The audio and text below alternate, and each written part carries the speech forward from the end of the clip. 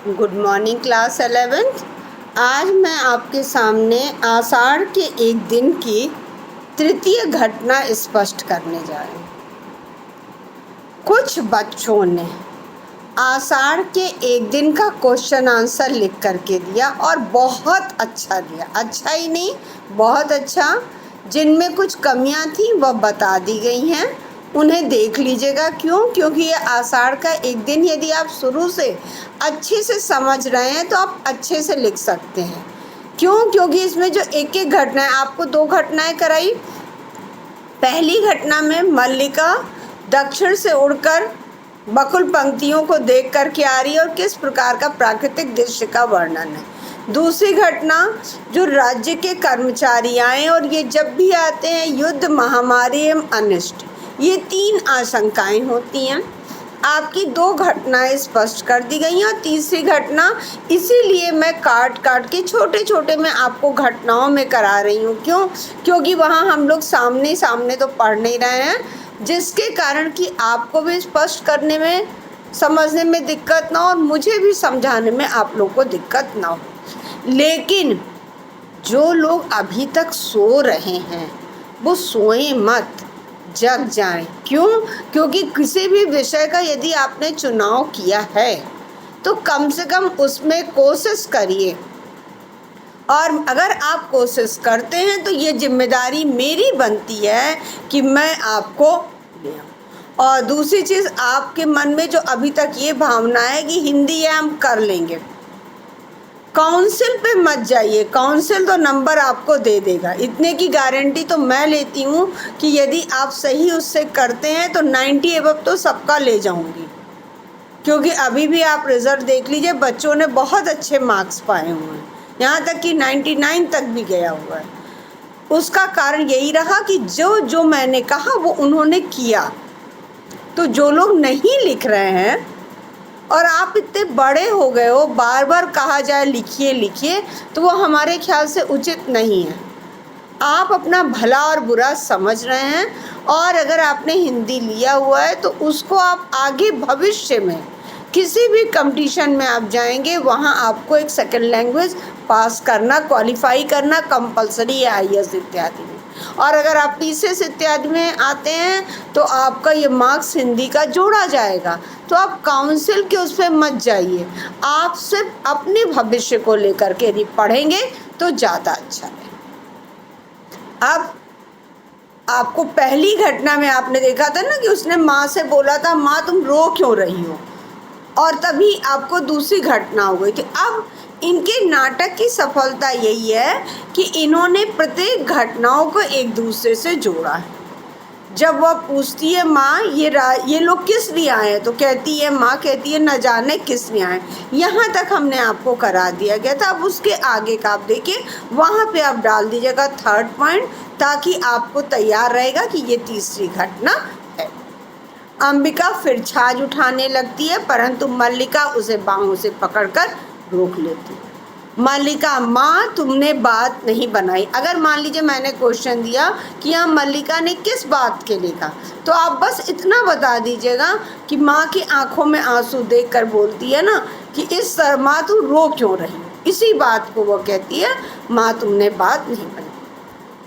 अंबिका पल भर उसे स्थिर दृष्टि से देखती रहती। आपने इस चीज़ को अनुभूति किया होगा ना कि जब आप लोग भी कोई बात माता पिता कह रहे हैं और उस बात को नहीं सुन रहे हैं, मान लीजिए पिता की तो छोड़िए, माँ यदि कह रही हैं और आप नहीं सुन रहे हैं, तो क्या करती है, थोड़ी देर तक आपको देखती रहती है कि कम से कम अब आप समझ जाइए।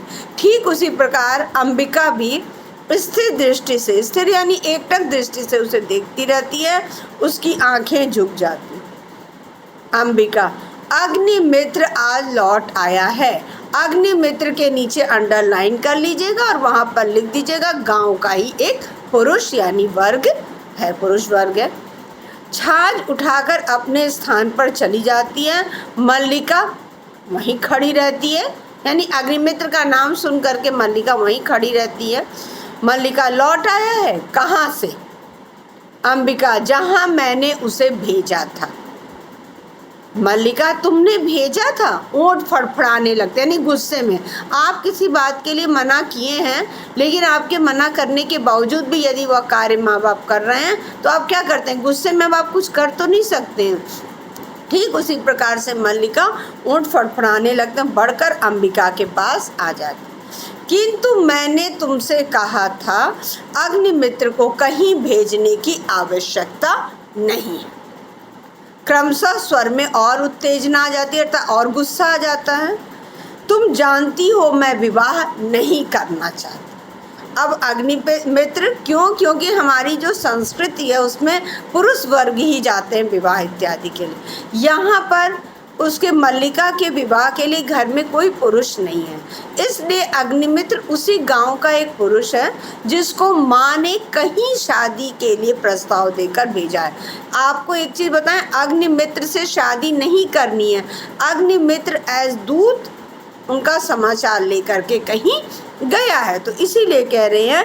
मल्लिका कहती है क्यों वो उसका होंठ फड़फड़ाने लगता है, क्यों स्वर में उत्तेजना आ जाती है, तब आप स्पष्ट करिएगा। क्योंकि मल्लिका कहती है मैंने तुमसे कितनी बार कहा है कि मैं विवाह नहीं करना चाहती, फिर उसके लिए प्रयत्न क्यों करती हो, अर्थात क्यों प्रयास कर रही हो जब मैं कह रही हूँ मेरा जीवन है। यही तो पीढ़ी अंतराल है ना। बेटी का जो है उसका सोचना कुछ है, लेकिन माँ जो है, माँ जान रही है कि बेटी का भविष्य किस प्रकार असुरक्षित है गांव में। अब माता पिता का ये एक धर्म है। क्यों? क्योंकि कहा ही गया है कि लड़की को धान से तुलना की जाती है। जिस प्रकार धान को हम बोते कहीं हैं, लेकिन जब वो छोटी सी पौध बन जाती है तो उसे निकाल करके कहीं दूसरी जगह लगाया जाता है। ठीक उसी प्रकार लड़की जिस घर में जन्म लेती है उसका फिर विवाह करके दूसरे घर भेजा जाता है। तो ये माता पिता का एक धर्म है। तो अब यहाँ पर पिता तो है नहीं, जिसके कारण माँ अपने धर्म का निर्वाह कर रही है, लेकिन बेटी को ये समझ नहीं आ रही है, जिसके कारण कहती है कि मैंने तुमसे कितनी बार कहा है कि मैं विवाह नहीं करना चाहती, लेकिन फिर भी तुम प्रयत्न क्यों करती हो? तुम समझती हो मैं निरर्थक प्रलाप करती हूँ, अर्थात मैं फालतू में, निरर्थक यानी जिसका कोई अर्थ ही नहीं है, प्रलाप करना यानी फालतू की बातें करती हूँ। अंबिका धान को मुट्ठी में ले लेकर जैसे मसलती हुई छाछ में गिराने लगी। मसलती हुई, जब हम अपने जो गुस्सा उसको प्रकट नहीं कर पाते हैं, क्योंकि भाई अब मल्लिका भी बड़ी हो गई है, माँ उसको समझाई तो सकती है लेकिन वह समझ नहीं रही है, जिसके कारण वह अपने क्रोध को कैसे प्रकट कर रही है? जो छाछ में धान है उसी को मसल मसल करके।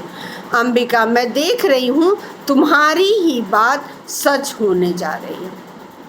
और माँ कहती है ना, जो तुम कह रही हो ना कि मैं विवाह नहीं करना चाहती, वही बात तुम्हारी सच होने जा रही। अग्निमित्र संदेश लाया है कि वे लोग इस संबंध के लिए प्रस्तुत नहीं अर्थात तैयार नहीं कहते हैं। मल्लिका क्या कहते हैं? क्या अधिकार है उन्हें कुछ भी कहने का? अब यही देखिए स्वतंत्र विचार, यही पीढ़ी अंतराल है। और वो पीढ़ी अंतराल के कारण माँ कहती है कि तुम जो कह रही हो ना वही सच होने जा रहा है। वो संदेश है, वो कहते हैं। तब इसी पे मल्लिका कहती है कि क्या कहते हैं, क्या अधिकार है उन्हें कुछ भी कहने का? मल्लिका का जीवन उसकी अपनी संपत्ति है, अर्थात ये मेरा जीवन है, मैं जैसे चाहूँ वैसे जीऊँ, किसी दूसरे को बोलने का क्या अधिकार है? जिसके कारण कहती है जीवन उसकी अपनी संपत्ति है, वह उसे नष्ट करना चाहती है, तो किसी को उस पर आलोचना करने का क्या अधिकार?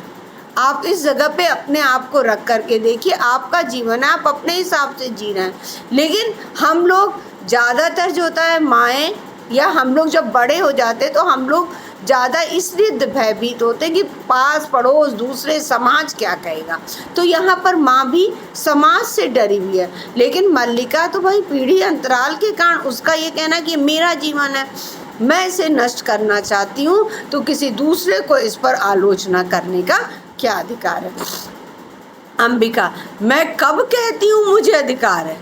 आदमी जब गुस्से में रहता है, ये तो कह रही है जो अग्निमित्र संदेश लेके आया उन लोगों के ऊपर, लेकिन माँ इसको क्या कर रही है, अपने ऊपर ले रही है, जिसके कारण कहती है मैं कब कहती हूँ मुझे अधिकार है। मल्लिका सिर झटक कर अपनी उत्तेजना को दबाने का प्रयत्न, अर्थात माँ बाप इस तरह की बातें कहें तो ये बच्चा बर्दाश्त नहीं कर सकता, जिसके कारण सिर झटक कर अपनी उत्तेजना अर्थात जो गुस्सा आया हुआ है उसको दबाने का प्रयत्न करती है। मल्लिका, मैं तुम्हारे अधिकार की बात नहीं कह रही, अर्थात माँ के लिए वो कैसे कह सकती, जिसके कारण कहती हैं मैं तुम्हारे अधिकार की बात नहीं कह रही। अंबिका, तुम ना कहो, मैं कह रही हूँ। आज तुम्हारा जीवन तुम्हारी संपत्ति है, मेरा तुम पर कोई अधिकार नहीं है। जो कि आप लोग खुद ही इस चीज़ को महसूस कर रहे होंगे कि किस प्रकार आपने अपने दोस्तों के संग घूमने फिरने का सब कुछ अच्छे से योजना बना डाली है, लेकिन वहीं पर जहाँ पर आपने बड़े अच्छे से तैयारी की, लेकिन माता पिता ने तुरंत वह आपको सही और गलत जान रहे हैं और उस सही और गलत के अनुसार वो मना कर रहे हैं, लेकिन आप अपने मन के अनुसार चल रहे हैं, वहाँ पर आप अपनी बुद्धि का प्रयोग नहीं कर रहे हैं, जिसके कारण कि आप उसकी तरफ खिंचते चले जा रहे हैं। मल्लिका पास की चौकी पर बैठकर उसके कंधे पर हाथ रख देती है। मल्लिका, ऐसा क्यों कहती हो, तुम मुझे समझने का प्रयत्न क्यों नहीं करती। अगर पीढ़ी अंतराल पे क्वेश्चन आएगा तब आप डालिएगा कि वह जब माँ कहती है ना कि मेरा अधिकार कहाँ है तुम्हारे पर, तुम्हारा जीवन है, तुम जैसे चाहो वैसे जियो, तब कहती है कंधे पर हाथ रख करके कि तुम समझने का प्रयत्न क्यों नहीं करती। अंबिका उसका हाथ कंधे से हटा देती है जो गुस्से में होता है। अंबिका, मैं जानती हूँ तुम पर आज अपना अधिकार भी नहीं है। माँ कह रही आज मैं ये जान गई हूँ कि अब तुम्हारा अपने ऊपर भी अधिकार नहीं है, किंतु इतना बड़ा अपवाद मुझसे नहीं सहा जाता, अर्थात जो तुमको लेकर के समाज में अपवाद हो रहा है वह मुझसे नहीं सहा जाता। मल्लिका बाहें घुटनों पर रखकर उन पर सिर टिका ली। मल्लिका, मैं जानती हूँ माँ, अपवाद होता है। अपवाद यानी उसके बारे में जो गलत लोग बातें करते हैं उसके लिए कह रही है मैं जानती हूँ माँ, अपवाद होता है। तुम्हारे दुख की बात भी जानती हूँ, क्यों, क्योंकि तुम माँ हो और जब समाज में कोई भी मेरी निंदा करेगा, मेरी बुराई करेगा तो तुम्हें दुख होगा और तुम दुखी होगी तो मैं बेटी हूँ तुम्हारी, इससे मुझे भी दुख। इसलिए उसने बोला 3 पॉइंट है, माँ अपवाद होता है मुझे मालूम है, दूसरी तुम्हारे दुख की बात भी जानती हूँ, फिर भी मुझे अपराध का अनुभव नहीं। अर्थात पहली चीज़ मुझे मालूम है समाज में लोगों की जो बातें हैं जो मेरे को लेकर के करते हैं वह भी मुझे मालूम है, और ये भी जानती हूँ कि जो लोक निंदा होती है उससे तुम दुखी होती हो, वो भी मैं जान रही हूँ, लेकिन मैं जो कर रही हूँ उसमें मुझे अपराध का अनुभव नहीं। मैंने भावना में एक भावना का वर्णन किया है, भावना यानी फीलिंग, और उस फीलिंग में एक दूसरी फीलिंग का वर्णन करना यानी चुनाव करना। मेरे लिए वह संबंध और संबंधों से बड़ा है, अर्थात मेरा उस व्यक्ति के साथ जो संबंध है, संबंध यानी जो रिलेशन है वो और सब संबंधों से बड़ा है। मैं वास्तव में अपनी भावना से प्रेम करती हूँ जो पवित्र है, कोमल है और अनश्वर है। अब यहाँ पर आपको एक स्पष्ट कर दूँ, यहाँ पे भावना शब्द का प्रयोग किया गया।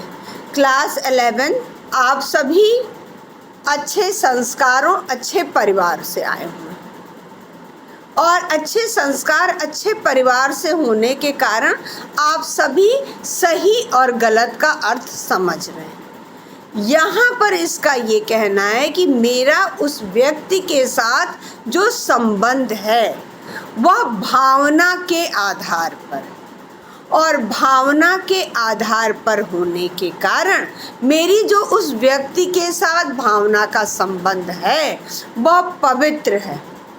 आप अच्छे से समझ गए होंगे नेक्स्ट उसने बोला कोमल है और अनस्वर यानी नष्ट नहीं होने वाला। अर्थात मुझे मालूम है कि समाज में हम लोगों की बातों को लेकर के अपवाद होता है, लेकिन इन लोग सिर्फ एक ही चीज़ को समझ सकते हैं। जिस प्रकार से वह पुरुष है और उस पुरुष के साथ मैं रहती हूँ, जिसके कारण कि समाज में अपवाद होता है, लेकिन यह लोगों की सोच है, यही पीढ़ी अंतराल है। उसका ये कहना है कि वह व्यक्ति काव्य सृजन करता है, कविता करता है, मुझे जब वो कविता करता है तो उसकी कविताएं अच्छी लगती हैं, जिसके कारण कि मैं उसके साथ रहती हूँ। लेकिन हमारे जो समाज है, हमारे जो आसपास का वातावरण है, उनकी जो सोच है, उनका यही है कि नहीं, कोई भी पुरुष और स्त्री यदि एक साथ है तो उसको लेकर के समाज में अनेक प्रकार के अपवाद और लोक निंदा हो रही है, जिसके कारण कहती है माँ मुझे मालूम है अपवाद है, लेकिन मेरी जो भावना उस व्यक्ति के साथ है वह पवित्र है, कोमल है और अनस्वर है। अनस्वर यानी नष्ट न होने वाली, अर्थात सिर्फ अनेक प्रकार के आकर्षणों के बंधन में मैं नहीं बंधी हुई हूँ, बल्कि मेरा जो उद्देश्य है, उसका जो काव्य सृजन वह करता है, वह काव्य सृजन के कारण वह व्यक्ति मुझे अच्छा लगता है। लेकिन उस व्यक्ति को लेकर के जो तुम लोग जो समाज में अपवाद या जो तुम्हें है, उसी कारण मेरी भावना पवित्र है, इसीलिए मुझे अपराध का अनुभव नहीं होता है। यहाँ तक आप पढ़ लीजिएगा। अभी तीसरी घटना कंप्लीट नहीं हुई है। और भावना का अर्थ फीलिंग है, संबंध किसी से हो सकता है, माँ और बच्चे का भी देख लीजिए।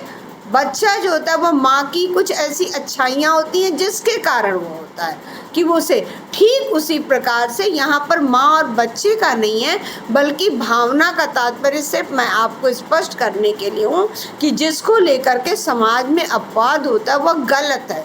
क्यों गलत है? क्योंकि मेरा उस व्यक्ति के साथ जो भी भावना का संबंध है, जो भी संबंध है, वह पवित्र है, कोमल है और अनस्वर